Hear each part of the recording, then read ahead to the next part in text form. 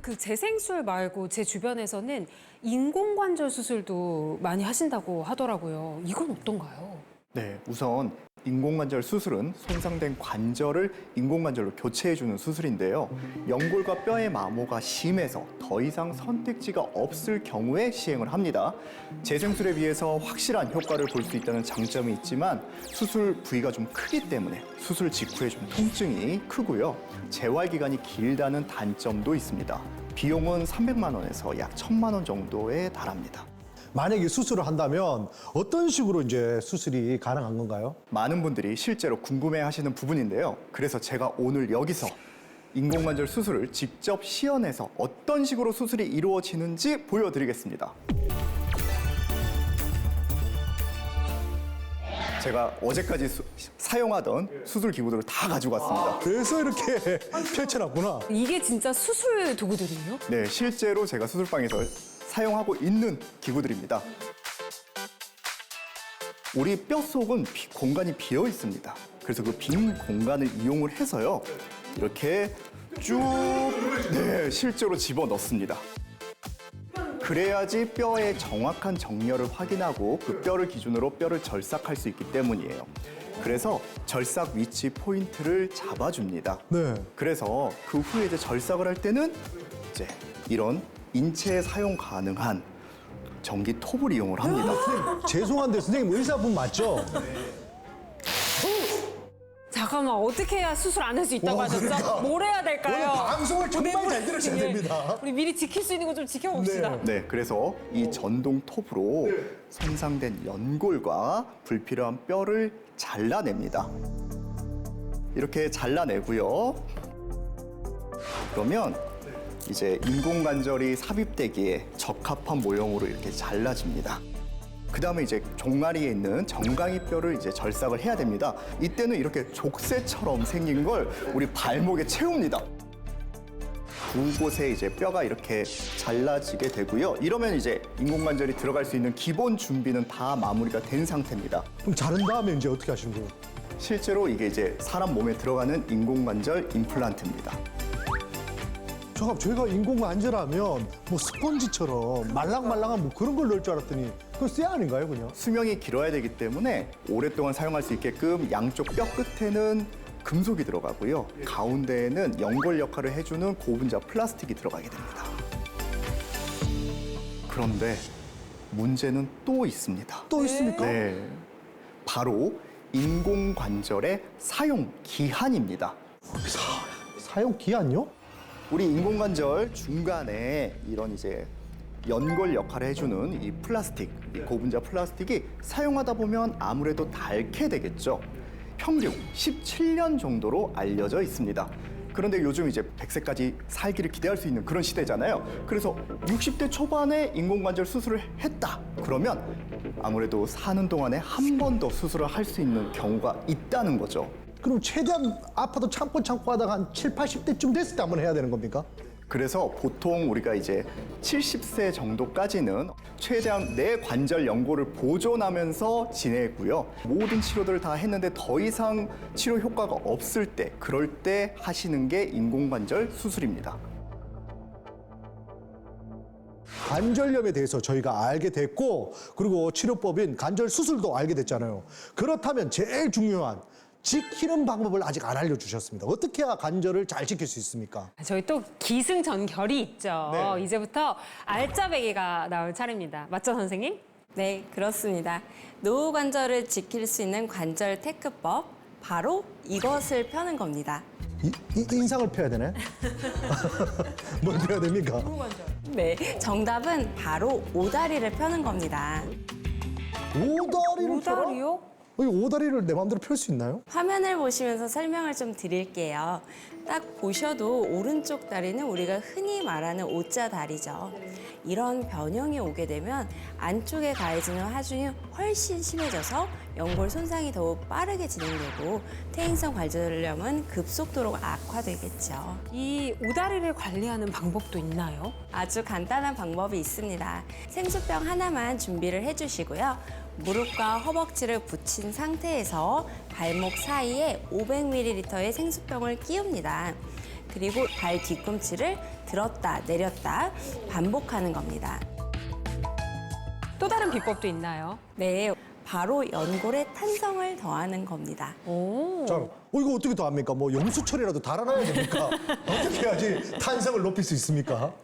물론 운동과 생활 습관도 굉장히 중요하지만 연골에 꼭 필요한 성분을 잘 채워주는 것이 정말 중요합니다. 자, 그래서 오늘 연골 건강에 도움을 줄 관절 테크 마지막 비법이 제 앞에 준비되어 있습니다. 짠!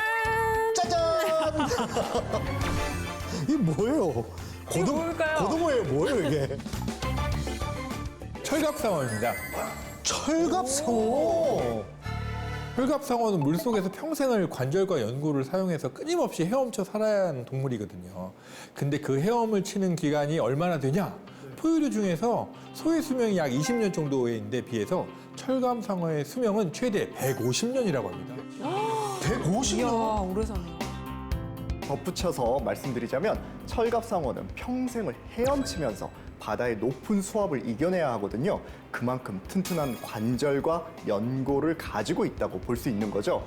그래서 거기서 발견한 것이 바로 철갑상어 연골 유래 콘드로이친입니다. 오. 콘드로이친이요? 콘드로이친. 많이 들어봤어요. 콘드로이친이 뭐예요, 이거? 네, 콘드로이친은 그리스어로 연골을 뜻하는 콘드로스에서 유래될 정도로 관절 연골의 핵심 성분입니다. 연골에서 무려 3분의 1을 차지할 만큼 수분 다음으로 많은 성분입니다. 콘드로이친을 잘 이해하시려면 연골 건강이 어떻게 유지되는지 아셔야 조금 더 이해가 쉬우실 것 같은데요. 우리 몸의 모든 세포는 혈액을 통해 영양소와 산소를 공급받아서 제 기능을 수행하고 있습니다. 하지만 연골에는 혈관이 없어서 혈액을 공급받을 수가 없는데 그 역할을 하는 활액으로 둘러싸여 있어요. 근데 연골에 콘드로이친이 부족하면 활액의 영양소가 충분해도 연골까지 공급되지 않아서 연골세포의 재생, 증식 기능이 떨어집니다. 근데 문제는 콘드로이친이 나이가 들수록 사라진다는 겁니다. 야, 나이만 들면 뭐 다 사라지니까 이거. 아니, 뭐 뱃살은 안 사라지고요. 아, 뱃살 안 예, 사라지네요. 안 좋은 것만 자꾸. 네, 주름만 생기고, 늘고 막. 주름만 늘고, 예. 좋은 건 다 사라지네요. 다 사라지네요. 근데 이 콘드로이친이 나중에 없어지는 게 아니라요. 20대 때부터 감소하기 시작을 합니다. 40대에는 거의 절반만 남아있고 70대에는 거의 뭐 남아있지 않다고 하는 거죠.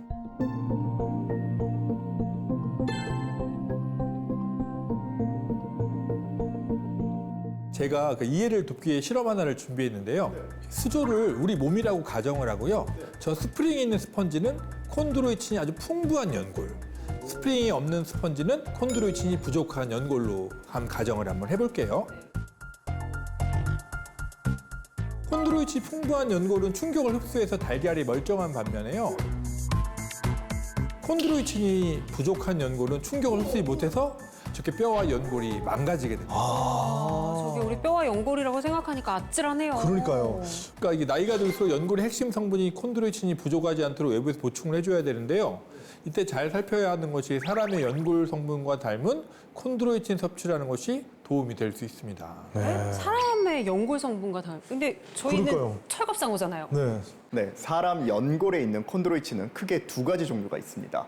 C4S와 C6S. 발음도 어렵죠? 그래서 4형, 6형이라고 그냥 말씀드릴게요. 여기서 기억해야 하는 건 6형입니다. 6형이 연골의 재생과 탄력에 관여하고 연골 세포 증식에 중요한 역할을 하는 핵심 성분이거든요. 실제로 정상인의 연골을 살펴보면 90%는 6형으로 구성되어 있는데 관절염 환자분들은 6형보다 4형이 더 많다고 합니다. 아, 그러니까 그 콘드로이친의 핵심도 육형이 풍부하냐 아니냐가 관건이 되겠네요. 앞서 철갑상어 연골이 튼튼하다고 이야기를 했는데 실제로 포유류 연골에는 콘드로이친의 4형이 많은 반면에 철갑상어 연골에는 6형이 많은 것으로 알려져 있습니다. 네. 실제로 한 논문을 살펴보면 철갑상어 연골 아미노산 구성이 성인의 아미노산 구성과 유사하다고 합니다. 즉 그만큼 생체 접합성이 높다고 볼 수 있는 거죠. 근데 제이 씨 이게 관절염이 있으신 분들 보행이 불편한 것도 있지만요. 통증이 심해가지고 그래서 못 움직이는 분들도 많거든요. 정말 심하다고 해요. 그러니까 오죽하면 관절염 통증을 출산보다 더한 고통이라고 하겠어요. 근데 콘드로이친이 관절 통증에 미치는 영향을 알아본 연구가 있는데 45세 이상 관절 통증이 있는 사람을 대상으로 콘드로이친을 섭취하게 하자 관절 통증이 약 45%나 감소했다고 합니다. 아무리 좋은 음식을 먹어도 흡수가 안 되면 말짱 꽝이잖아요. 그쵸. 콘드로이친도 외부에서 보충할 때 기왕이면 흡수가 잘 되도록 저분자 콘드로이친을 섭취하는 겁니다. 저분자. 제가 이해를 돕기 위해서 실험을 하나 보여드릴게요. 수조를 우리 몸이라고 가정하고 먼저 크기가 큰 고분자 콘드로이친의 경우 크기가 커서 몸에 저렇게 잘 흡수가 되지 않아요. 하지만 크기가 작은 저분자 콘드로이친의 경우 체내에 흡수가 잘 되는 모습을 볼 수 있습니다. 네, 맞습니다. 실제로 콘드로이친을 분자 크기별로 세포 실험을 진행을 해봤더니 분자가 제일 작은 저분자 콘드로이친의 항산화 활성도가 높았다는 결과가 나왔습니다. 네, 맞습니다. 관절염을 호전시킨다는 것은 염증을 잘 잡았다 그런 이야기거든요. 실제로 포유류, 어류, 철갑상어 속 콘드로이친 농도 대비 항산화 활성도를 비교하면 철갑상어 콘드로이친의 항산화 활성도가 가장 높게 나타나는 것으로 확인되거든요. 염증을 잡는 항산화 활성도가 높을수록 연골 건강에 더욱 도움이 된다 이렇게 볼 수가 있습니다. 자, 그럼 혹시 섭취 시 주의사항은 없을까요? 하루 권장 섭취량을 지켜서 섭취하시고 임산부와 수유부, 알레르기가 있는 분들은 반드시 전문의와 상의하시길 바랍니다. 네, 오늘 관절 건강 지키는 관절 테크 비법에 대해 알려주신 세 분의 선생님 감사드리고요. 시청자 여러분도 오늘 알려드린 관절 테크 비법으로 든든한 노후 대비하시고 또 건강은 플러스하는 한 주 되시길 바라겠습니다.